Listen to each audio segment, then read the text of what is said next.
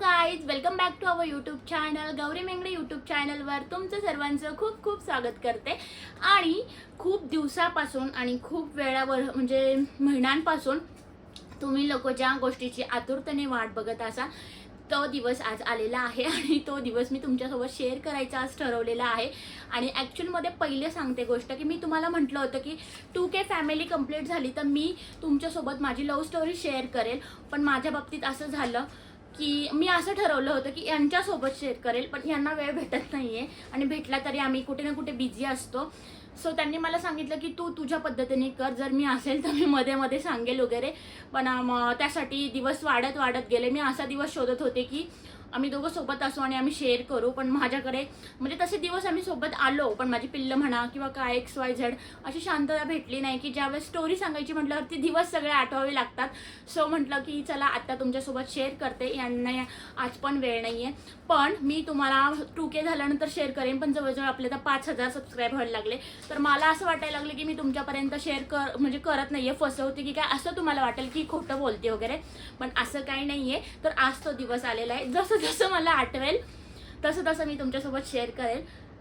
स्टोरीत अजून सांगायची मला आत्ताच दम लागलाय.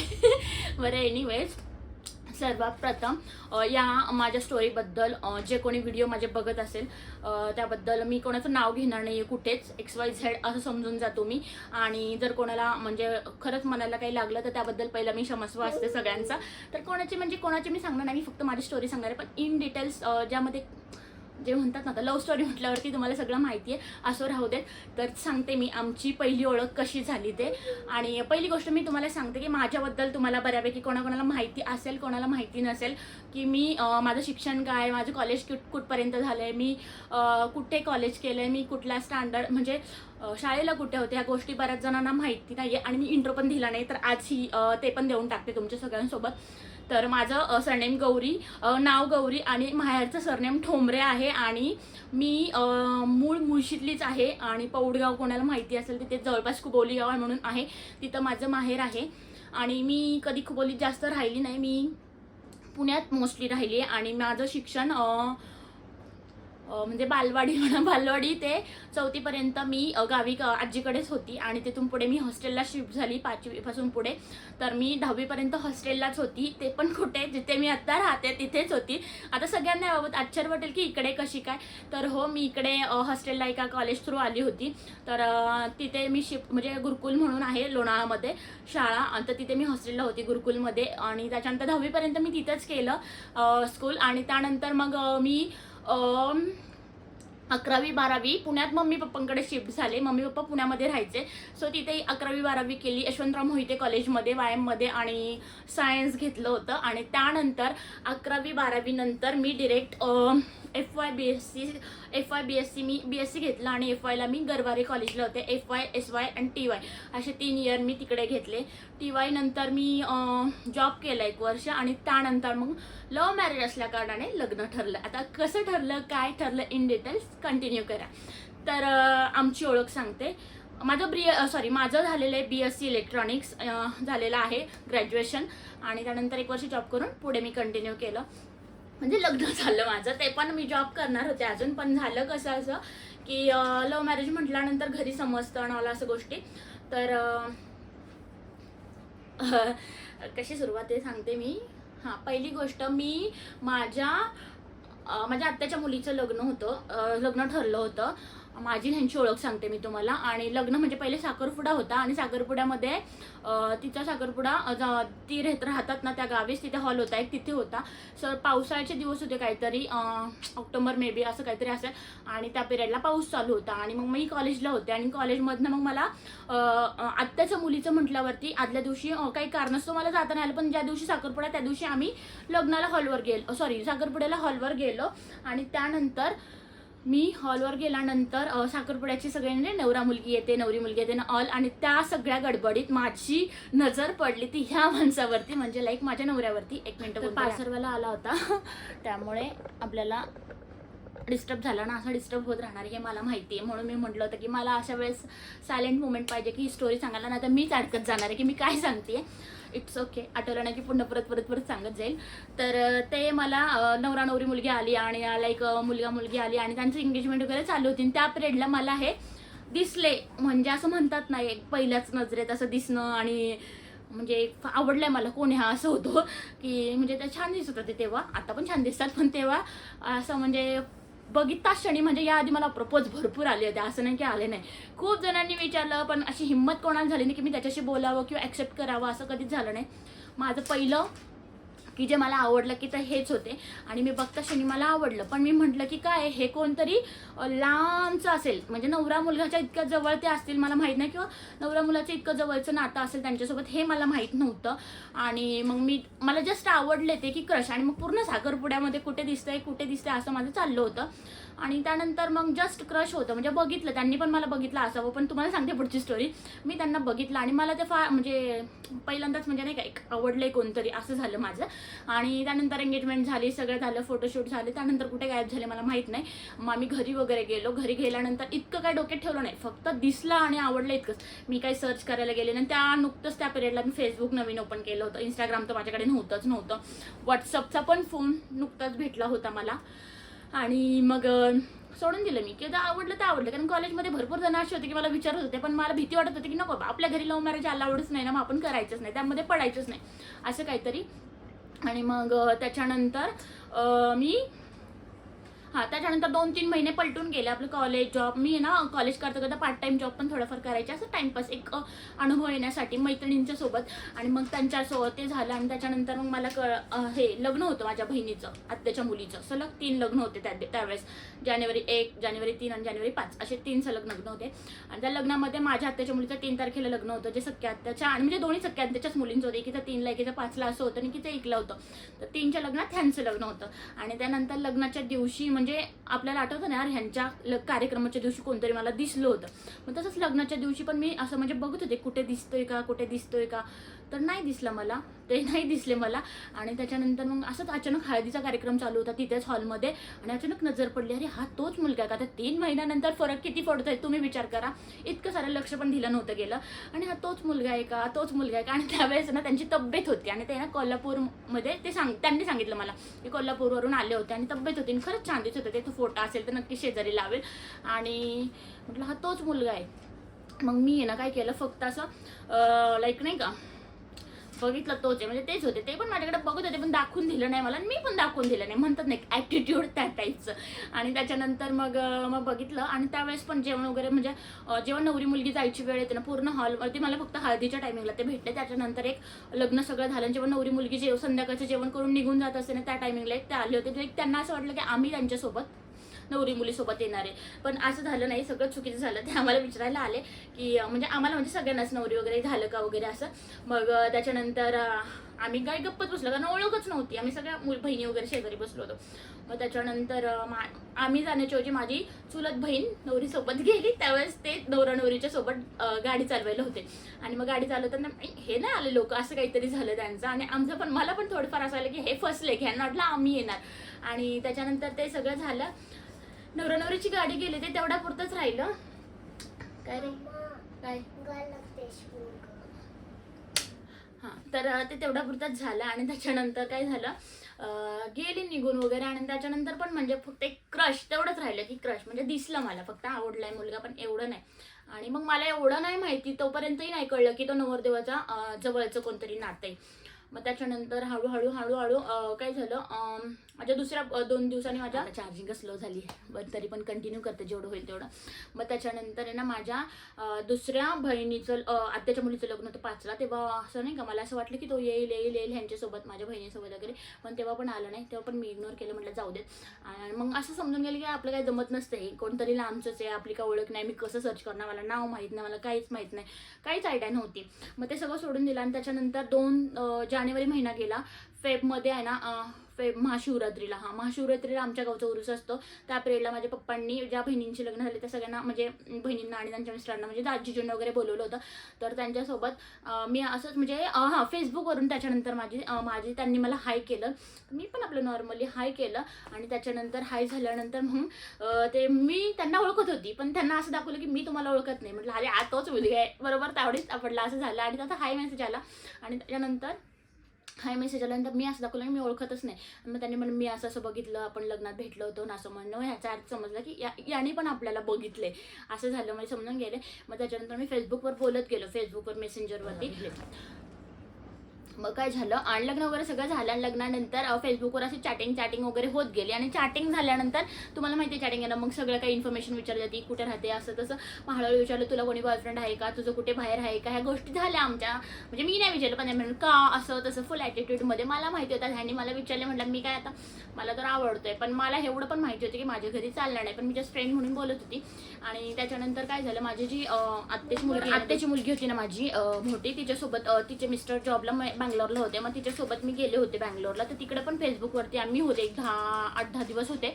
तर तिकडं मी ना असं काय बोर होणार म्हणून काय करायचं, तर आपला मोबाईल होता, आता फेसबुकवर असं चॅट करायची काय असं तसं. तो पण तिकडं म्हणजे अशी चॅटिंग वाढत गेली. तिथून मग मी आले आणि आल्यानंतर असं चॅटिंग झाली भरपूर. आणि तिथून मग आमचा चॅटिंगमध्ये नंबर एक्सचेंज झाला.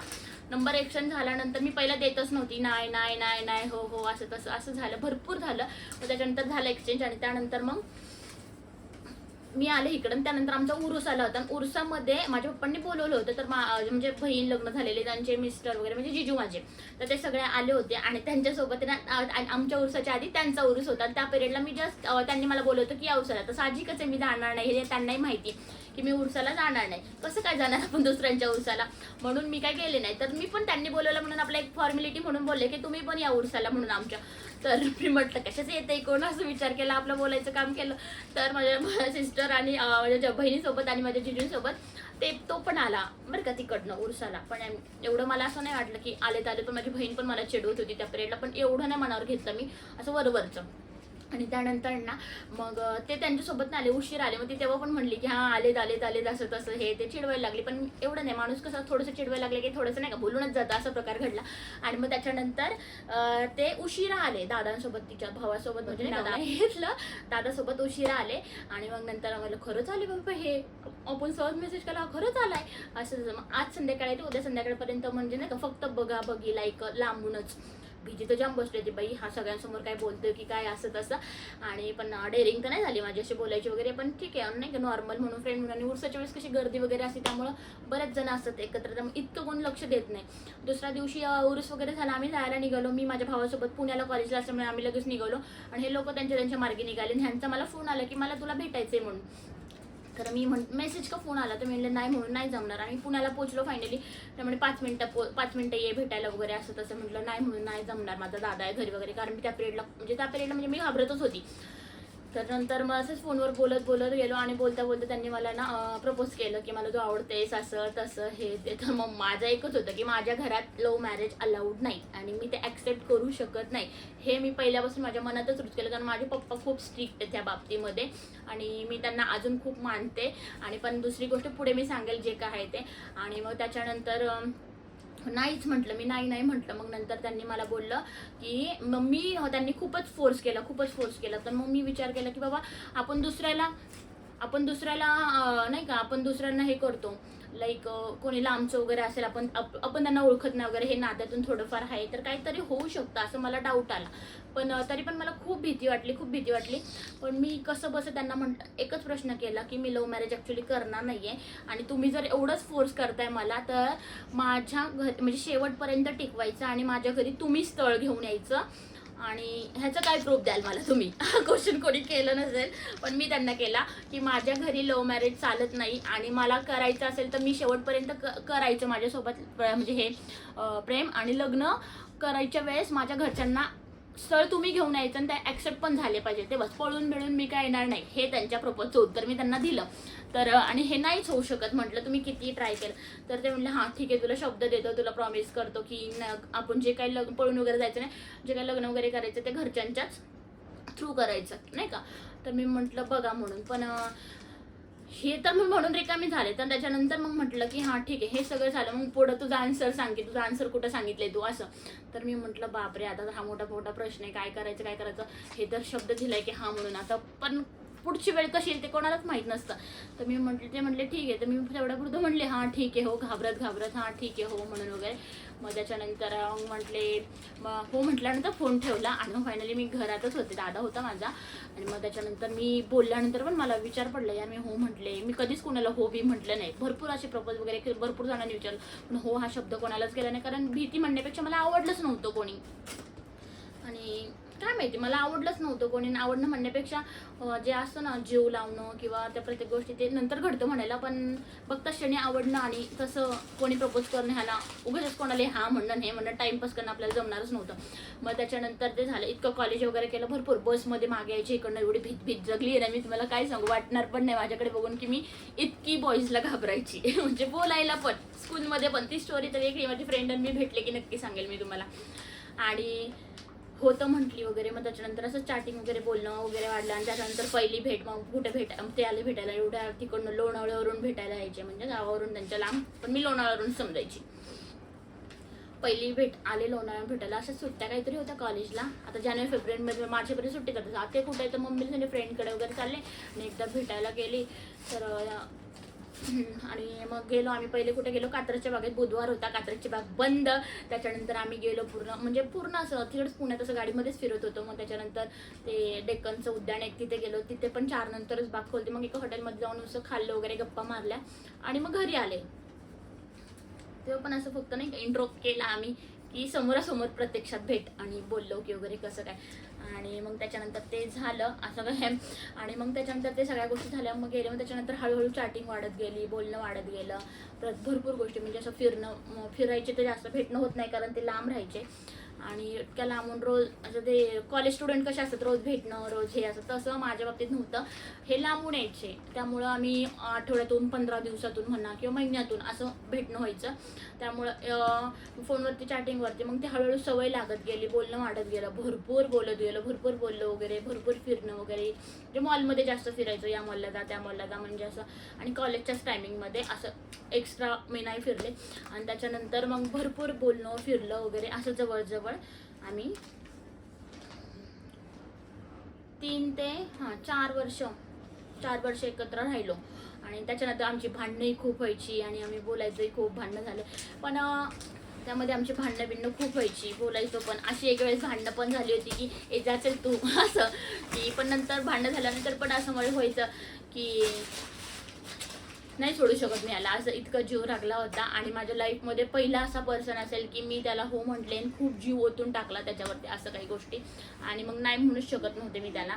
आणि मग कॉलेजमध्ये पण मी जायची, तिकडे पण कधी कधी भेटायला यायचं मी ना. त्याला ना खरं सांगितलं म्हटलं ना, कॉलेजच्या जास्त मैत्रिणींना पण सांगितलं नसतं, अजून कोणी त्या ब्लॉग बघत असतील ना, म्हणजे त्या पिरियडला की माझं आहे म्हणून असं कोणाला शेअर केलं नव्हतं. एकच मैत्रीण होती, तिलाच माहिती होतं फक्त, आणि मी बाकी कोणाला शेअर केलं नाही. काय माहिती का, मला असं डाऊट वाटायचं की नको मला सोडून दुसरा त्याच्यावर लाईन मारतील असं काहीतरी. इतकं मी त्याच्या बाबतीत असं हे झाली होती की मलाच पाहिजे असं. आणि मग त्याच्यानंतर ते झालं. आणि मग मी आहे ना भरपूर आम्ही कॉलेजमध्ये पण म्हणजे प्रत्येक गोष्ट, त्याचा फोन नाही उचलला की त्याला राग यायचं. म्हणजे वेगळंच असतं प्रेम, म्हणजे वेगळंच असतं. म्हणतात ना प्रेम हे आंधळं असतं, कुठल्याही बाबतीत कुठली गोष्ट घडू शकते असं. तर त्याला असं वाटायचं की म्हणजे असतंच प्रत्येक बॉयफ्रेंडचं किंवा प्रेम करणाऱ्या मुलाचं असतंच की फोन उचल, कुठे आहे तू, असं तसं हे ते, फोन का नाही उचलला, इतका वेळ कुठे होतीस, ह्या गोष्टी चालायच्या. मग मला कधी कधी ना राग यायचा, चिडचिडायची, इतकं का ह्यानी हे जपाव, म्हणजे इतकं का असं राहायचं की इतका वेळ का लागला आणि इकडे का गेली, फोन का नाही उचलला. अशा गोष्टी घडल्या की कधी कधी वाटायचं यार काय हे प्रेम, कशाला मी प्रेम केले असं व्हायचं. म्हणजे माझ्याकडून पण त्याला फोन जायचे ना, त्यावेळेस त्याने नाही ना उचलले की मग त्याच्या बाबतीत पण तसंच व्हायचं की तू का फोन उचलला नाही, तू कुठे होता, असे म्हणजे भरपूर भांडण वगैरे. असं करत करत जवळजवळ आम्हाला 4 वर्ष झाली. 4 वर्ष झाल्यानंतर मग पुढची स्टोरी पुढे सांगू की कंटिन्यू करा तुम्ही पार्ट 1 की नेक्स्ट काय झालं नाही, बरं सांगते थोडंफार. आणि मग त्याच्यानंतर मग 4 वर्ष कंप्लीट झाली. त्याच्यानंतर आहे ना आता मग सगळं काही झालं आणि भरपूर म्हणजे लोकांमध्ये कळलं. कळलं तर थोड्यांनाच असेल, पण बाव करण्याच्या गोष्टी खूप असतात त्या गोष्टींमध्ये. तर त्याच्यानंतर मग भरपूर लोकांना कळलं, पण माझ्यापर्यंत कोणी बोललंच नाही की काय गं तुझं असं आहे, काय गं तुझं तसं आहे. असं भरपूर जणांमध्ये कोणी माझ्यासोबत कोणी बोललंच नाही अशा गोष्टी. मग ते सगळं झालं. पण चर्चा मात्र भरपूर जण करायचे बरं का या गोष्टीच्या. ही गोष्ट माझ्या पप्पांना मम्मींना पण नाही कळून दिली आणि काहीच नाही. पण माझं एवढं होतं की जेव्हा हे मी लग्नाचं ठरवेल तेव्हा मी त्यांच्यासोबत शेअर करेल, होतं हो नाही तर नाही, असं मी माझ्या मनाशी ठाम ठरवलं होतं. पण प्रयत्न भरपूर करायचे माझ्या साईडने, हे पण ठरवलं होतं की आपण प्रयत्न करत राहायचे की नाही का काय म्हणतात काय म्हणतात. त्यातून स्थळ मग एकदा 24 रनिंग झालं, मला स्थळ यायला सुरुवात झाली भरपूर.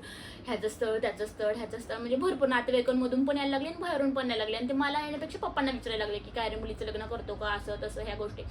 असं भरपूर घडत गेलं. मग त्याच्यानंतर पप्पा पण मध्ये मध्ये विचारायचे काय असं स्थळ येते हे येते. मग मी इग्नोर मारायची या गोष्टी, स्थळ बीळ काय पप्पा असं तसं वगैरे म्हणायची, नको म्हणून. मग त्याच्यानंतर माझ्या एका चुलत भावाचा साखरपुडा होता आणि ना साखरपुडा होता. तसं कळलं तर सगळ्याच जणांना होतं, पण साखरपुडा होता. आणि त्या साखरपुडा होताना त्या एका चुलत आत्याच्या मुलासोबत आत्याला मला सून म्हणून करायची होती, पण आहे ना ते झालं काय वेगळंच घडलं की तिला कळलं माझं आहे म्हणून. तर त्याच्यानंतर तिने त्या साखरपुड्यामध्येच मम्मीला बोलली काय गं असं असं आहे, मग तू का नाही लग्न लावलं मुलीचं वगैरे असं तसं. मग त्या दिवशी मम्मीला माझ्या कळलं. मी तर सांगणारच होते, पण बाहेरून माझ्या आधी बाहेरून कळलं. मग ते कसं असतं की आपल्या आधीच बाहेरून जर कोणी सांगत असेल तर प्रत्येक आई वडिलांना राग हा येतोच. तेव्हा माझी मम्मी फार चिडली माझ्यावरती वगैरे, खूप रागवली आणि तिला खूप टेन्शन आलं. ऑलरेडी तिला बीपी शुगर खूप होतं, त्यामुळे मी खूप अटॅकमध्ये असं ह्याच्यात आले की यार मम्मीला कळलं आता कसं समजू. आणि त्या साखरपुड्यातच तिने मला एका टेरेसवर बोलून घेतलं. मला म्हणली इकडे गेले, म्हणली तुझ्याबद्दल का तुझं काय चाललंय, तुझं मला काहीतरी कळलंय आत्ताच कळलं, हे काय करते तू असं तसं, मला काय कळलंय ते चुकीचं कळलंय वगैरे असं तसं भरपूर काय काय बोलले. मग तेव्हापासून माझा बीपी एवढा हाय झाला की तुम्हाला काय सांगू, आता कसं करू काय करू. मम्मी पप्पा त्या पिरियडला गावाला राहायला गेले होते, गावाला राहत होते. आता मला इतकं टेन्शन आलं की घरी जास्तपर्यंत माझ्या मम्मीला कसं हँडल करू, तिला ऑलरेडी शुगर आहे, तिचा हाय व्हायची बीपी असं तसं. भरपूर टेन्शनमध्ये कशी वारजेपर्यंत आले. तिथे त्यांची गाडी चालली होती, पप्पांना माहित नव्हतं थांबवलं मम्मीला भेटायचं म्हणून. मग मम्मीला समजवलं, मम्मी मी तुला सांगते काय ते एक्सप्लेन करते हे ते असं तसं, तू टेन्शन घेऊ नको बरं का, असं तिला मी म्हटलं. सगळं व्यवस्थित आहे, तू काय टेन्शन घेऊ नको म्हटलं, मी काय पुढचं काय करणार नाही असं म्हटलं. त्याच्यानंतर stay tune for next part आपण कंटिन्यू करूयात. तर इथेच मी ब्लॉग एंड करते आणि नेक्स्ट पार्टसाठी की कसं जुळलं आणि काय झालं आणि मग माझं पप्पांनी ॲक्सेप्ट केलं का, पप्पांना कसं म्हणजे समजवलं किंवा पप्पांना कसं कन्व्हिन्स केलं किंवा पप्पांना माहिती आहे का नाही, या गोष्टी बघायच्या असतील तर पार्ट 2 नक्की कंटिन्यू करा. बाय.